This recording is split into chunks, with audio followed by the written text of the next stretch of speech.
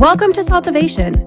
The SALTovation Show is a podcast series featuring the leading voices in SALT, where we talk about the issues and strategies to help you make sense of state and local tax. Hi, Wendy. Thank you so much for joining us today on the SALTovation podcast. It's great to have you here. Thanks so much for having me. I really appreciate it.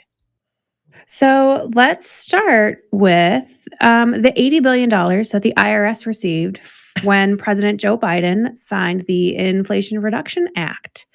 One of those items that the IRS earmarked money for was to improve the taxpayer experience. What issues would you say are at the forefront for the IRS to fix? And then, what does improving that taxpayer experience mean for those taxpayers? Well, I would say, improving the taxpayer experience at this point, it really is a dire issue, right? In 2020, the Taxpayer Advocate Report to Congress indicated that the third most serious problem that the IRS faced is that they are significantly underfunded to service taxpayers and collect tax. And that report cited that they're unable to answer millions of taxpayer phone calls, they're unable to process timely correspondence, and that the tax gap and our federal deficit continues to grow as a result of that underfunding, right? And so I think that for those of us that work with the IRS every day, to make withholding tax payments, to file monthly or quarterly or annual returns, to work through penalty notices, it's awful. Working with the IRS is terrible. We dread the thought of having to call them. We wait for hours on hold, only to be hung up on inadvertently, or not have our issue resolved. So I think automating and improving taxpayer services is it's a dire issue for the IRS to fix. Yeah, and it's certainly not a slight against the people who are working there and working really hard and certainly have to be overworked. Every IRS agent that I've spoken with is generally, very pleasant and wants to help out. And they're just kind of so hamstrung by, the resources or lack thereof that they have. And, so any IRS agents that are listening, we do appreciate you. You do. We're not mad at you. Thank you for saying that, because you're right. They do not get enough credit. And you're right. Can you imagine if you worked for a company that you went to every day where you were so underfunded that you had to pick and choose which customers to help? So the fact that they show up and go to work every day sometimes is amazing to me. They are a not-for-profit, really. They're not a business. They can only do so much and they can only pay for so much. And we don't exactly have a culture in America where we're super pro, let's give everybody our tax dollars, right? We have kind of an anti-tax culture in America. Well, yeah, and that's the hard thing is the IRS is often a lot of automated generated notices, which kind of goes back to, you can write a response, but these notices are going to keep coming because it just sits in a bin somewhere. And, oftentimes the people who call the IRS are so clueless. So, the agents are doing their best to help the people who are just I got this and this notice. It's really scary. I don't know what to do about it. We see the same in states as well. But, it's a really scary experience to get a piece of to get a piece of mail from the IRS, in any capacity. I spoke to a colleague of mine today who talked with me about not just that notice piece, but the delay with service in terms of being a large company. So if you're a large business with the IRS, you're assigned what's called a large corporate representative to help you with some of the tax issues that you deal with on a regular basis. And she is on the phone daily trying to talk to different parts of the IRS about issues she deals with. And she was telling me today that large corporate representative, that there's so many things in their queue that she won't hear from that person and get a response on things before those notices start to generate. So it's common for her to call and say, hey, I need you to move payments, or I need you to, make an adjustment on the account. And it's before they can ever get to it, they've already issued, penalty notices, and we're going to seize your assets and all that kind of stuff. So it is, it's frustrating. Yeah. So then what would, other than it needs money, right? What would be some other kind of things that would kind of improve that experience? Or I guess is it, obviously the money allows for, procurement of assets, whether it's humans or technology, what would you say, some of those that improvements or Yeah. that where could that money be spent wisely There's in your like some purview? really specific things within the bill that require the IRS to invest in things like callback technology or other technologies like that to provide like a more personalized taxpayer experience or customer service type of experience that I think some of us, we're accustomed to. And there's also funding to look for investments in phone systems, in some of their IT systems, just internally to administer tax. I mean, if you can just think about kind of the back office of any business, if they're using antiquated laptops, antiquated Word and Microsoft type programs, or antiquated Mhm. equipment in general, right? It makes processing much more difficult. We were excited when the IRS stopped some of the processes from paper and gave us a fax number to send to.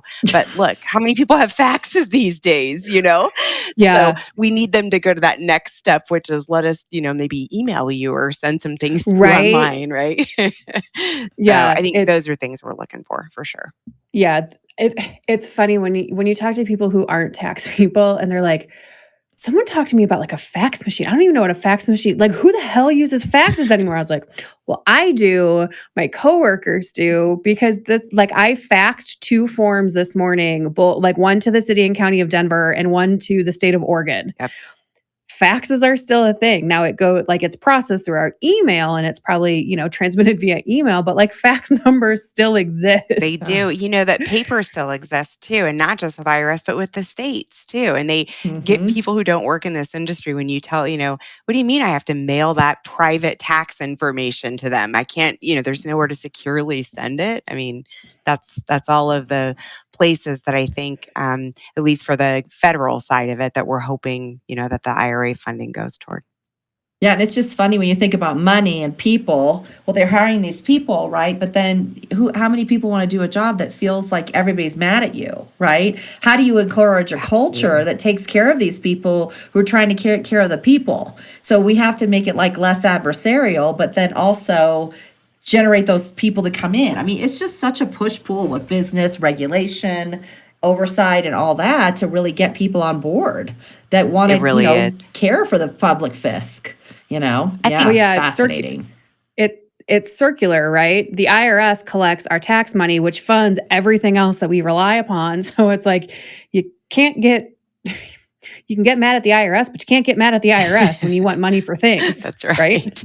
99% of the revenues that our federal government operates on get collected by the IRS. So you would think that we would be more concerned with ensuring they had the funds and the people, right, to make sure Yeah. those systems can do that efficiently. So So we understand that the IRS is focused kind of on 3 items this year: digital asset reporting, which we're not going to spend a ton of time on, modernization, and tax literacy.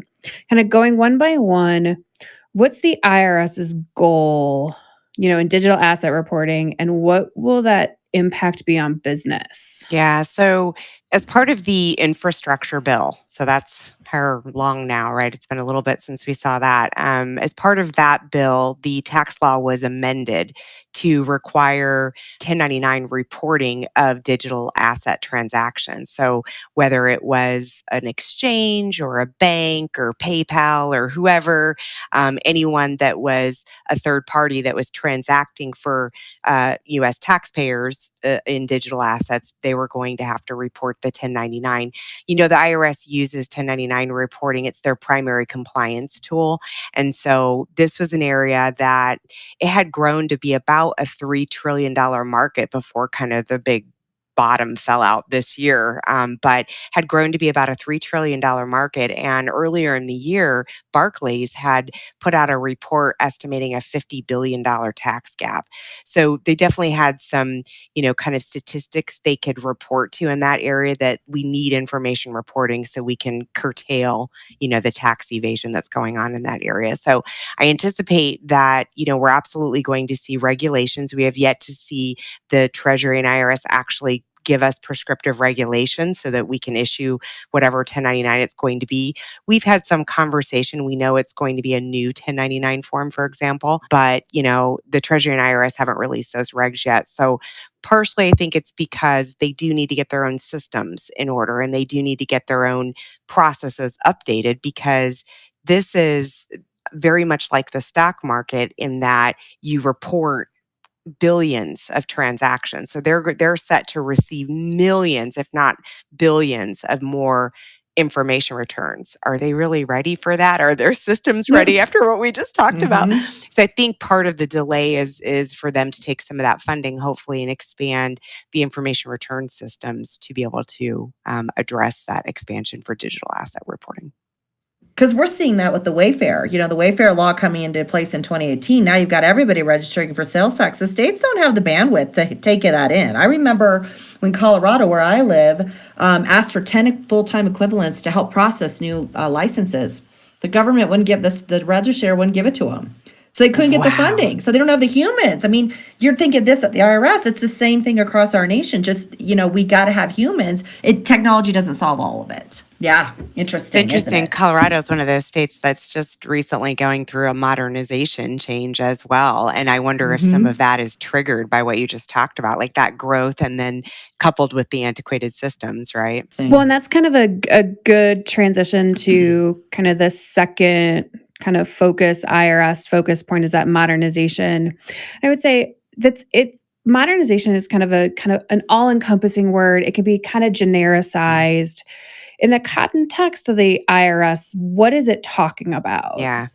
So this actually started in 2019 with the Taxpayer First Act. So the IRS was given some initial funding to start making changes to their internal systems. Most of it was related to the information security aspects of the technology that the IRS uses. So last year, we started to see the first outputs from that funding. For personal taxpayers, the IRS built the online taxpayer portal. So you and we can go in and check our balances as individual taxpayers. We can see our tax returns, our W-2s, our 1099s, our 1040s, and how the IRS is, applying all of that information. You can interact with the IRS via chat.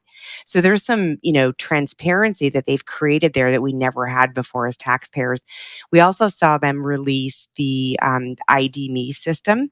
And this is a credentialing system that non-IRS employees or users of their systems have to establish an account in first in order to get access to use those other systems. And so we saw them roll out that process and begin to move some of their systems behind it, so that in order to use them, you had to go through a new credentialing process.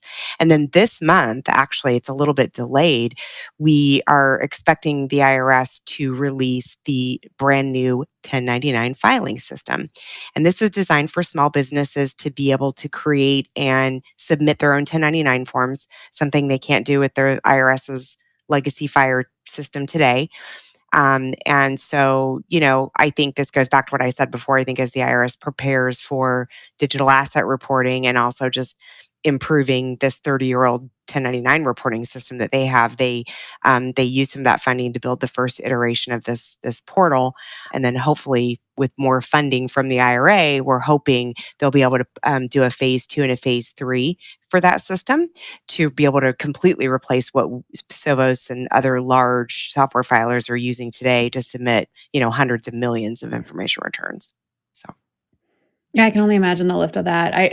I laughed when you said ID.me, because I've had two different kind of things where I've had people really hesitant about setting up ID.me because it's kind of a third party, and it's like, I don't want like my face or my whatever kind of out there.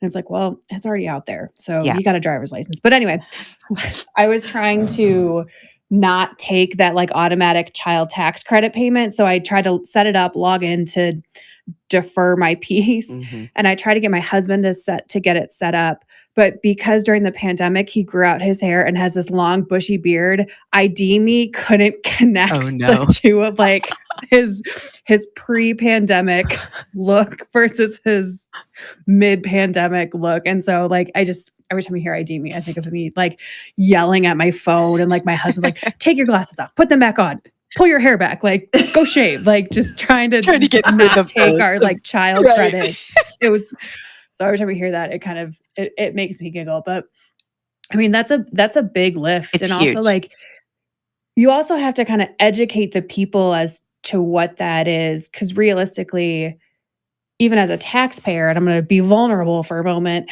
I don't have an IRS account. I didn't know that I could go in and see kind of my history and Yeah. what that is. So, there's an education component too to know, hey, here are the resources. Here's what's available to you. Here's the benefit to you. And I think there's also a lot of skepticism with some people about phishing. Like even, Mhm. as a tax practitioner, I get something from the IRS. They're about like renew my PTIN. That's I right. was like, well, is this real? Is this phishing? Like, just that educational component for, do you know if any of the money is being spent on kind of taxpayer education and, Yeah. awareness efforts? Yeah, actually, so a couple things there. As part of IRA, about almost 4 billion of the funding was set aside specifically for pre-filing services, education, taxpayer advocacy. These are all areas within the IRS, which include like things on the website, publications, outward outreach to certain segments of taxpayers that they are having compliance issues with.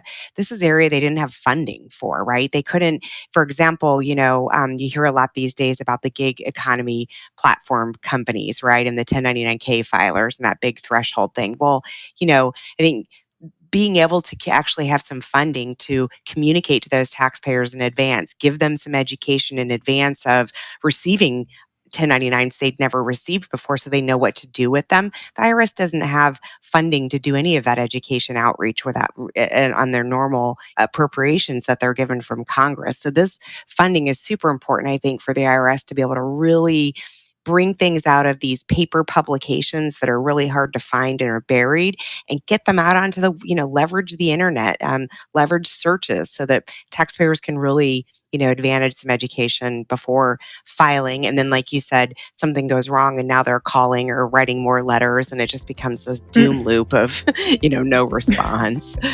It's funny when just in the IRS, yeah, it's so interconnected and it does just have like this trickle down of everything.